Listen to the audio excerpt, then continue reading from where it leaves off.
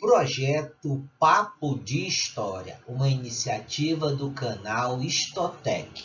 Eu sou o professor Wilfred Batista e, continuando nosso conteúdo de Era Vargas, estaremos agora falando do governo constitucional. Quando falamos do governo constitucional, alguns cenários precisam ser pensados, tais como: em 1933, um dos primeiros grandes processos marcantes do Vargas para mostrar a sua iniciativa e sua veia política, o Vargas efetivamente vai criar a justiça eleitoral. Esse pensamento se dá muito logo após o episódio da Revolução Constitucionalista de 1932, mas efetivamente o Vargas também vai se articular para consolidar as eleições, atendendo os anseios da elite, atendendo os anseios dos tenentes, atendendo os anseios da população, especialmente dos trabalhadores. Mas uma grande estratégia que ele vai atacar em duas grandes frentes ele vai atacar a primeira grande frente, que é o apoio popular, e para isso ele vai trazer para si uma discussão emblemática, e essa discussão emblemática vai se dar na defesa muito forte do voto feminino, porque ele sabia que a maioria das mulheres na época não tinham direito e não eram muito bem vistas pelos seus conterrâneos. Mulheres não tinham direito, muitas vezes, de ditar as regras, e o Vargas não via com bons olhos isso. Numa segunda grande perspectiva, ele vai fomentar a educação. E quando ele fomenta a educação, ele efetivamente vai mostrar mais uma vez a sua grande oferta. O Vargas efetivamente vai se colocar como o grande defensor, né, dessa veia educacional. E a prova disso, ele vai criar o Ministério da Educação e da Saúde para fomentar duas grandes frentes, a educação e a saúde pública. Com isso, com esses dois grandes órgãos, a Justiça Eleitoral e a Educação, ou o Ministério da Educação, ele vai ter as bases necessárias para se lançar o candidato propenso a um novo momento. E isso consolida, então, o governo constitucional. E aí, uma marca emblemática disso, diferentemente da, vamos dizer assim, da frenética, charge que ele arranca do trono, vamos dizer assim, literalmente, ele arranca do poder literalmente o governante, o Júlio Prestes, eleito efetivamente, nessa charge ou nessa junção, é justamente fazer o quê? É justamente emblematicamente ser conduzido categoricamente ao poder. E ele assim o faz. Ele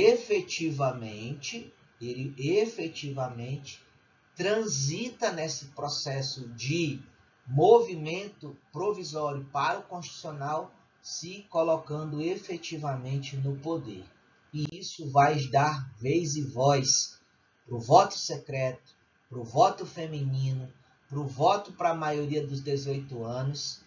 Se começa a se regulamentar os anseios trabalhistas, como eu disse anteriormente, ele começa a pensar efetivamente no impacto que tem o trabalho e vai ser o primeiro grande presidente a pensar efetivamente em um conjunto de ações que favoreçam a população.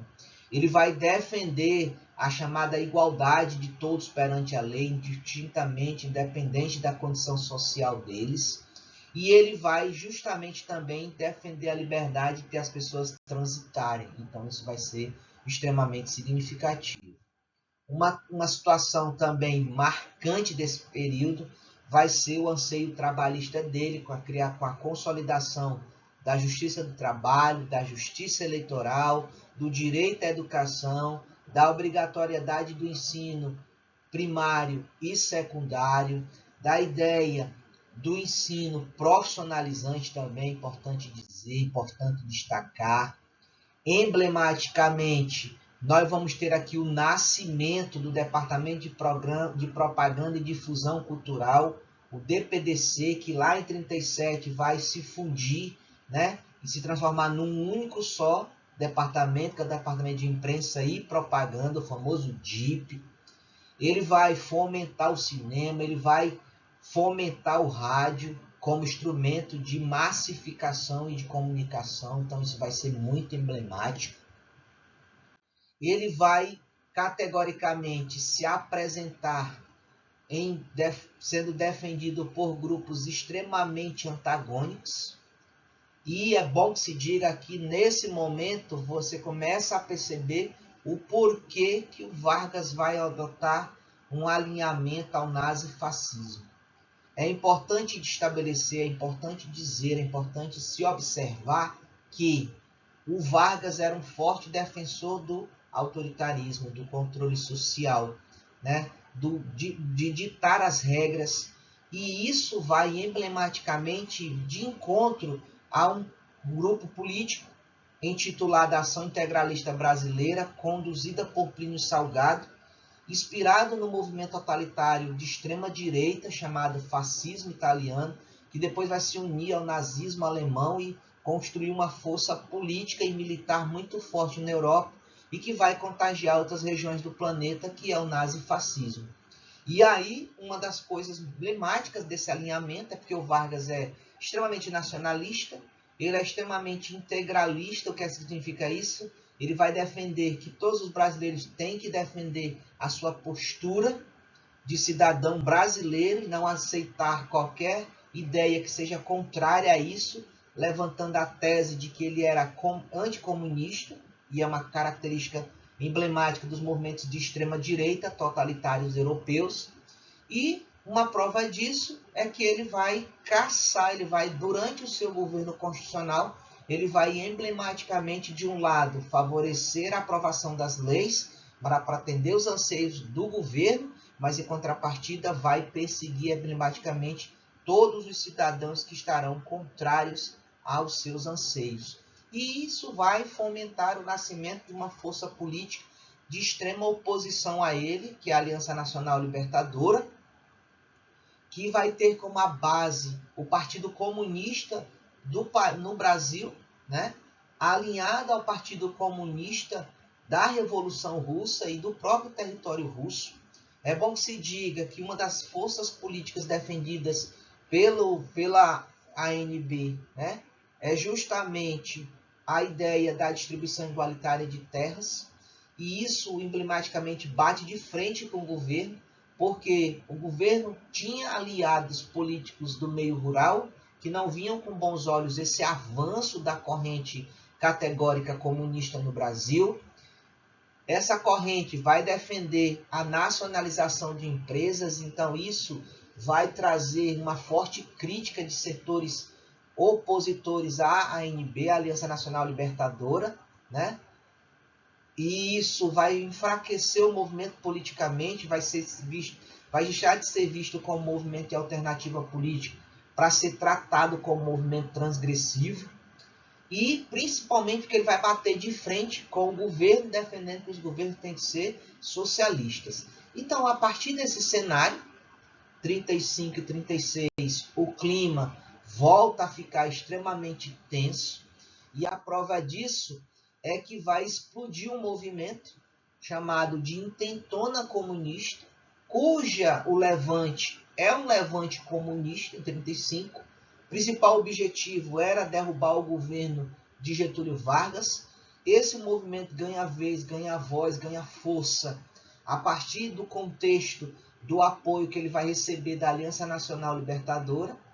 É importante destacar que boa parte desses líderes do movimento eram oriundamente do meio militar também, e esse movimento será tido como temerário, porque esse movimento ganha força especialmente no Nordeste, que era um reduto político de apoio a Vargas desde o período provisório. Então Vargas decreta a ilegalidade do movimento, diz que o movimento não traz efetivamente a paz necessária ao país. O país precisava voltar a crescer depois dessa retomada. E a prova disso é que o Vargas vai decretar um estado de ameaça nacional, decretando estado de sítio, porque diz que forças políticas contrárias ao governo tramavam um golpe de Estado. Para usar como argumento disso, ele vai trazer para consigo o plano Cohen. Ele vai dizer que existe um movimento dentro da Intentona que construiu um documento chamado de plano Cohen, cuja esse plano Cohen era nada mais nada menos que um programa de governo comunista. Se os comunistas, através de um golpe de Estado, chegassem ao poder e consolidassem o seu anseio, tudo aquilo que tinha sido criado por Vargas até 1936, por exemplo, deveria ser desfeito. E a prova disso é que o Vargas vai dizer que esse plano emperra, ou seja, impede o Brasil desenvolver. Entre a fala do que o presidente diz e entre aquilo que as oposições defendiam, nasceu aquele discurso da ameaça vermelha, de que se os comunistas chegassem ao poder, eles iriam destruir tudo. Consequência imediata disso, o Vargas então ganha vez, ganha voz, tanto no poder legislativo quanto no poder executivo, e o apoio do judiciário, né, na perspectiva de estarem alinhados nesse processo em defender os anseios do governo. Não estou dizendo aqui que todo mundo do judiciário, todo mundo do legislativo ou as pessoas integrantes do executivo estavam alinhadas ao Vargas. Não, mas a grande maioria via como ameaça muito forte se esse comunismo se instalasse no país.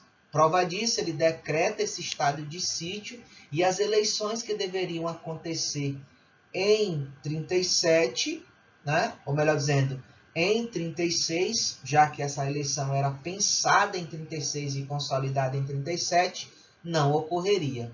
Consequência imediata disso, o Vargas, então, declara esse estado de sítio e o Vargas justamente suspende as eleições nesse contexto. Consequência imediata disso, é inaugurado um novo regime de governo neste processo, baseado numa nova Constituição que se desenhava, já que nós estávamos vivendo um novo período. Nós não estávamos mais vivendo um período constitucional, mas um período de secessão. Nós estávamos vivendo um período de ruptura política. Nós estávamos vivendo uma ameaça, segundo a fala do governo, né? E isso exigia uma Constituição muito mais enérgica, muito mais dura.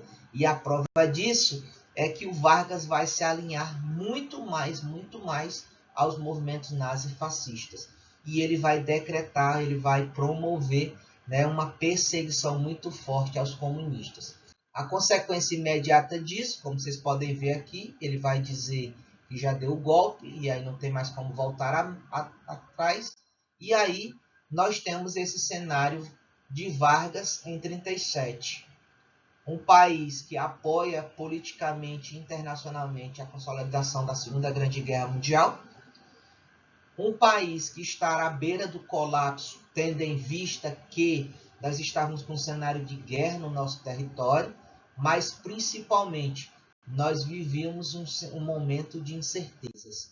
E a prova disso é que Vargas efetivamente vai consolidar a reforma da educação, como eu disse, numa tentativa de desvirtuar o processo, né? Quando ele fortaleceu o Ministério da Educação e da Saúde, quando ele promover a reforma do ensino secundário, que hoje nós chamamos de ensino médio, mas principalmente quando ele fomentar a profissionalização, ou seja, o desenvolvimento da educação profissional e tecnológica com o nascimento, por exemplo, do Senai. Então, o interesse, a perspectiva dessa aula era justamente falar disso. Espero que vocês possam efetivamente assistir essa aula e tenham entendido esse contexto do período constitucional.